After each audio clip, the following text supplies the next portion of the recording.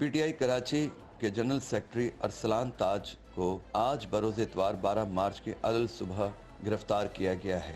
मौसूल इतलात के मुताबिक अरसलान ताज को गुलशन इकबाल में उनकी रिहाइशगाह से गिरफ्तार किया गया। तर्जुमान पीटीआई ने गिरफ्तारी की तस्दीक करते हुए कहा है कि अरसलान ताज के घर में सादा लिबास कपड़ों में पुलिस एहलकार दाखिल होने के वाक़ये की सीसीटीवी फुटेज मंजर आम पर आ गई, जिसमें अरसलान ताज के घर के बाहर दो गाड़ियों को देखा जा सकता है। दूसरी जानिब सिंध असम्बली के रुकन राजा अजहर के घर पर भी छापा मारा गया, ताहम वो घर पर न होने के बाइस गिरफ्तारी से महफूज रहे।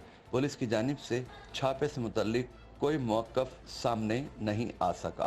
बेटे की गिरफ्तारी पर अरसलान ताज की वालदा ने मीडिया से गुफ्तगू में बताया कि सुबह 6 बजे के करीब बेटे को उठाया गया। 20 से 25 लोग थे जो अरसलान को अपने साथ ले गए। वालदा के मुताबिक घर का दरवाजा जबरदस्ती खुलवाया गया। घर का दरवाजा बंद था, लेकिन घर की खवातीन का भी ख्याल नहीं रखा गया। मज़ीद वीडियोस देखने के लिए हमारी वीडियो को लाइक करें, सब्सक्राइब करें और बेल आइकन को जरूर क्लिक करें ताकि आने वाली वीडियो आप तक बआसानी पहुंच सके।